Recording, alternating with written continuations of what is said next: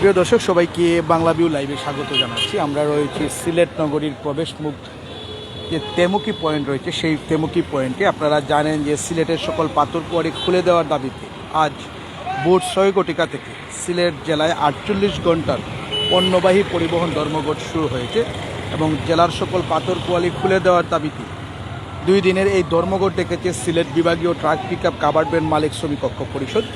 তবে আমরা শ্রমিক নেতৃবৃন্দুর সাথে কথা বলেছি, ওনারা আমাদেরকে যে বিষয়টি জানিয়েছেন যে এই 48 ঘন্টায় কাজ না হলে পুরো বিভাগে কিন্তু অনির্দিষ্টকালের পণ্য পরিবহন ধর্মঘট শুরু হবে। এদিকে বিষয়টি নিয়ে কিন্তু গতকাল রবিবার বিকালে জেলা প্রশাসক কার্যালয়ে পরিবহন শ্রমিক নেতাদের বৈঠক অনুষ্ঠিত হয়। তবে সে বৈঠকে বিষয়টির কোনো সমাধান হয়নি।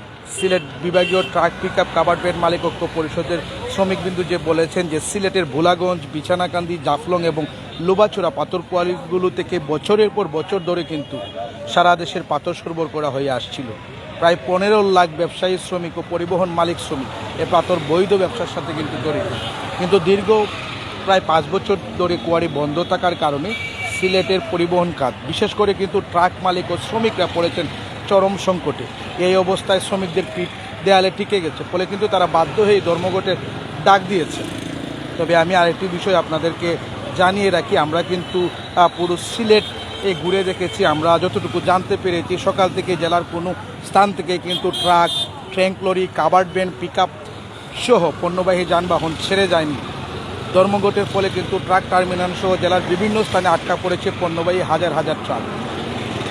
আমরা বিভিন্ন স্থানে গিয়েছি, ট্রাক টার্মিনাল সহ বিভিন্ন পয়েন্টেই কিন্তু শ্রমিকরা অবস্থান নিয়েছেন। আপনারা দেখতে পাচ্ছেন আমরা যে তেমুকি পয়েন্টে রয়েছে, এখানেও কিন্তু সকাল থেকে শ্রমিকরা অবস্থান নিয়েছেন এবং বিভিন্ন সময় কিন্তু তারা তাদের দাবি আদায়ের লক্ষ্যে বিভিন্ন ধরনের স্লোগান দিচ্ছেন।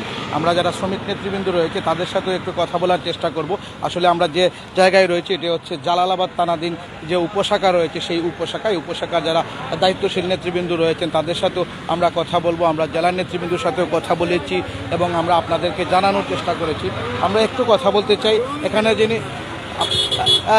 যিনি দায়িত্বে রয়েছেন, এই জালালাবাদ উপশাখার যিনি দায়িত্বে রয়েছেন, সদস্য হিসাবে যিনি রয়েছেন, ওনার সাথে একটু কথা বলতে চাই। আপনারা তো সকাল থেকেই রাস্তায় রয়েছেন, আপনাদের দাবি আদায়ের রাস্তায় রয়েছেন। আপনাদের দাবিটা কি এবং জেলা কমিটি আপনাদের কী ধরনের নির্দেশনা দিয়েছে এবং আপনারা কতক্ষণ মাঠে থাকবেন, সার্বিক বিষয়টা একটু বলবেন।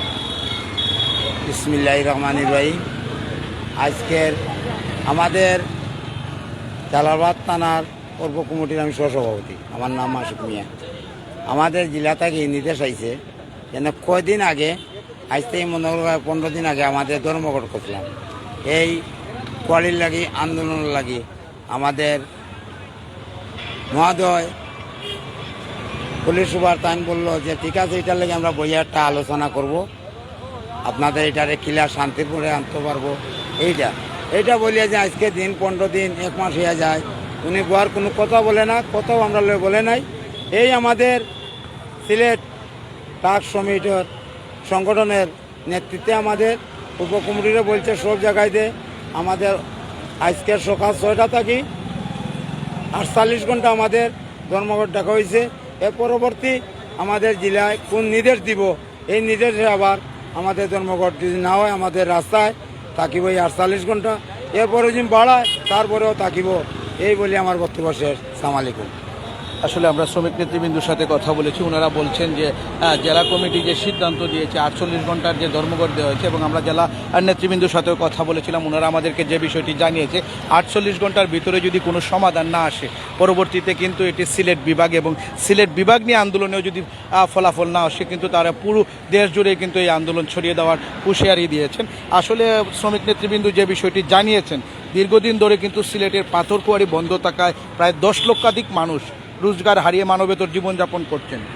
তাছাড়া কিছুদিন আগে 2 দফা বন্যায় কিন্তু সিলেটের মানুষের জীবন ও জীবিকা মারাত্মক সংকটে পড়েছে। আয় রোজগার না থাকায় কিন্তু প্রান্তিকের শ্রমজীবী মানুষগুলো দিশেহারা হয়ে পড়েছেন। কোয়ারি থেকে পাথর উত্তোলন চালুর দাবিতে আজকে সকাল থেকেই কিন্তু ধর্মঘট শুরু হয়েছে। সিলেট বিভাগীয় ট্রাক পিকআপ কাভার্ড মালিক শ্রমিক ঐক্য পরিষদ কিন্তু এই ধর্মঘটের ডাক দিয়েছেন এবং ধর্মঘট চলাকালীন সময়ের মধ্যে দাবি না মানলে পুরো সিলেট বিভাগে ধর্মঘট ডাকার হুঁশিয়ারিও দেওয়া হয়েছে। তবে আমি আপনাদেরকে আবারও একটি বিষয় জানিয়ে রাখতে চাই, গতকাল বিকালে কিন্তু জেলা প্রশাসকের সঙ্গে পরিবহন শ্রমিক নেতাদের বৈঠকের পরও ধর্মঘটের সিদ্ধান্ত স্থগিত হয়নি এবং আজ সকাল থেকে কিন্তু ধর্মঘট চলছে এবং ধর্মঘটের কারণে কিন্তু কোনো পণ্যবাহী ট্রাক চলাচল করছে না এবং কিছু ট্রাক যদিও চলাচলের চেষ্টা করেছিল, কিন্তু শ্রমিক নেতৃবৃন্দ প্রতিটি পয়েন্টে অবস্থান নিয়ে তাদেরকে আটকে দিয়েছেন এবং আমরা দেখতে পাচ্ছি বিভিন্ন পয়েন্টেই কিন্তু দীর্ঘ লাইন ট্রাকের দেখা দিয়েছে। আসলে আমরা তেমুকি পয়েন্ট থেকে এই ছিল সার্বিক পরিস্থিতি। পরবর্তী পয়েন্ট থেকে আবারও যুক্ত হয়ে আমরা আপনাদেরকে দেখানোর চেষ্টা করব। সবাই আমাদের পাশে থাকবেন, লাইক, কমেন্ট এবং শেয়ার করে আমাদেরকে উৎসাহিত করবেন। ধন্যবাদ সবাইকে, সবাই ভালো থাকবেন।